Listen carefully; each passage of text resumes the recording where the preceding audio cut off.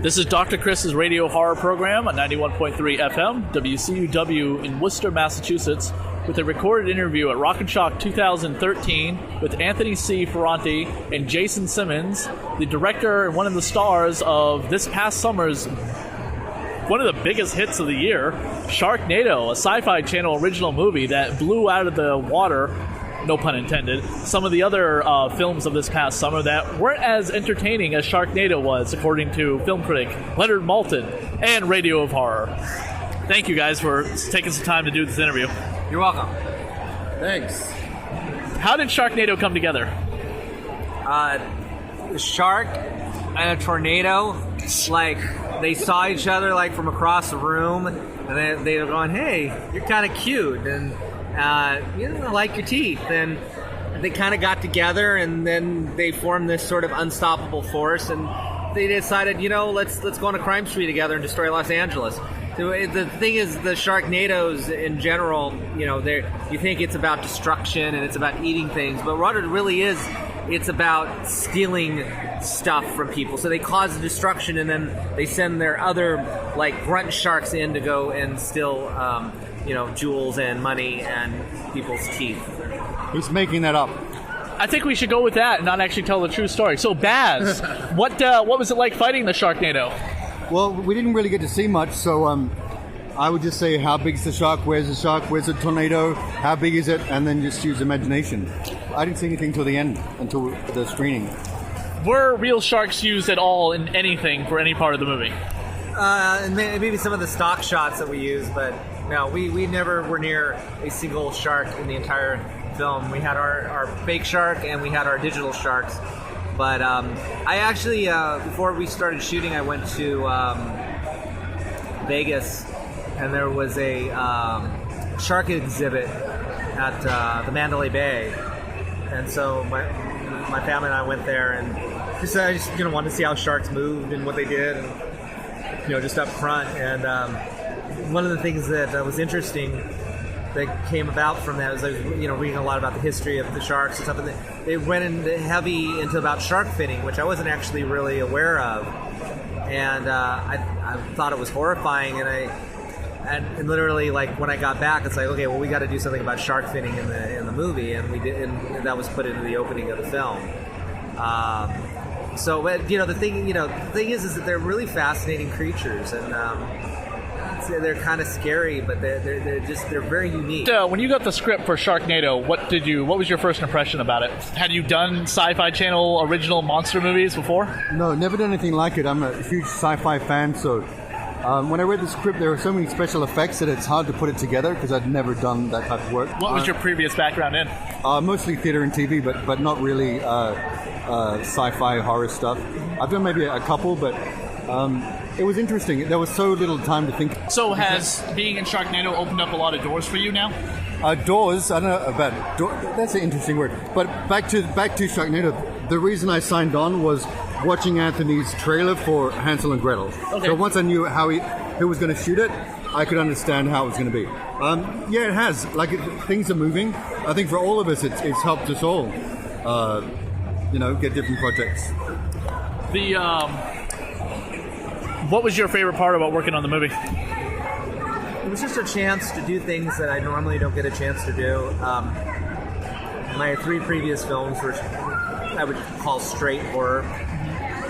Boo being my favorite. Boo, Headless Horseman, and Hansel and Gretel. They all have a sense of humor to them. I have a very dry sense of humor, and I like character humor. So I've always had that kind of stuff in it. And I've done a lot of shorts that have been comedies.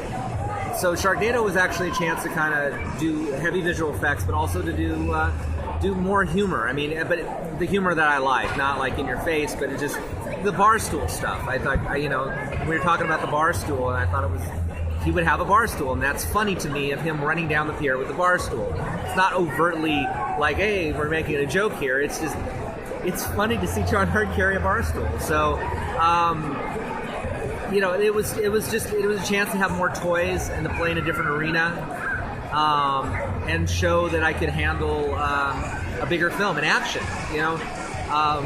One of the concerns about hiring me is that well, he does horror. Can he do action and whatever? And you're a director and you're decent at what you do. You can do just about anything. You just got to give them the opportunity. And you have to have a desire and an interest as well.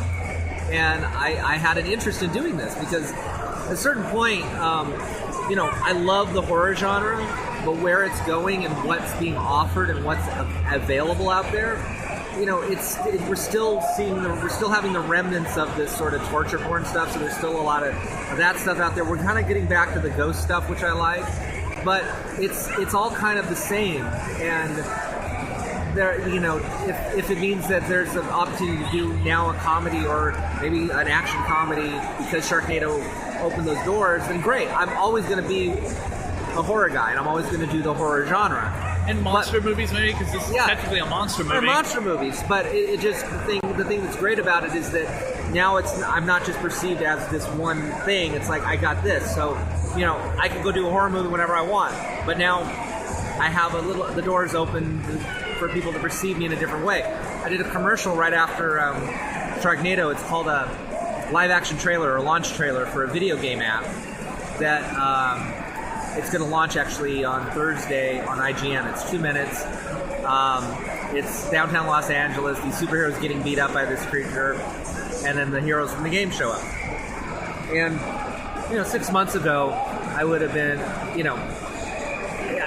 basically there'd be like a list of 50 directors for this trailer commercial thing, and then there would be like 51 would be the janitor at the company, and 52 or 51 would be like some guy who shot like a really funny voice on his iPhone. Mm-hmm. And then probably around 58, 59 I would be on the list. And they go, I don't know who he is, but let's look at that. Let's look at the guy with the iPhone.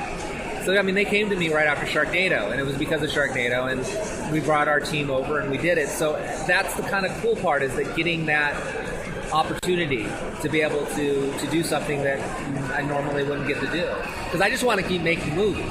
Look at the director who did I don't know the director's name, but he did Monsters, and then because of Monsters being it wasn't a massively hit, but people, TriStar and Sony, whoever owns Godzilla, Toho, looked at it and said, oh my god, we want to redo Godzilla again with Japan's help this time, not the way we did it last time. And we want a director that's got this monster vision. Let's look at this guy, and his career went. Well, now he's got the most one of the most anticipated, but Jesus Christ, don't F it up movies coming out next year. A lot of pressure, but think about this: all the big directors that are out there right now that are part of billion-dollar franchises. Peter Jackson, who did Godzilla, $1 billion franchise. No, I'm talking about these guys. I know. Peter Jackson did Lord of the Rings. He's doing The Hobbit. His first movie was Bad Taste, which, who would have figured? I mean, it's a great movie, and fans love these films. Dead Alive, he also did, and Beat the Feebles. But he is a powerhouse. He started off in this world. You have Sam Raimi, who started off doing Evil Dead movies and couldn't get arrested in this town, and he's doing Disney films. It's the Spider-Man trilogy. Spider-Man, and Francis Ford Coppola started off doing horror.